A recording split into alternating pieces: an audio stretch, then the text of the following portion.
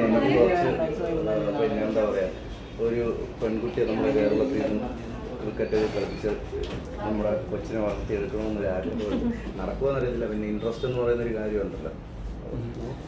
Love marriage ആയിരുന്നു, വിളിച്ചോണ്ട് വന്നതായിരുന്നു. ഫാമിലിയൊക്കെ അതൊക്കെ ഒരു മാസം കഴിഞ്ഞപ്പോഴത്തേക്കെല്ലാം ഫാമിലിക്ക് എന്ത് പറയുന്നു? എല്ലാരും ഹാപ്പിയാ, എല്ലാരും വെയിറ്റിംഗ് ആണ്.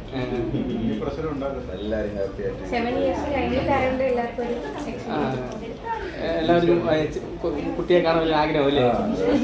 ഞങ്ങളെക്കാട്ടി കൂടുതൽ അവരാണ് വെയിറ്റ് ചെയ്തിരുന്നത്.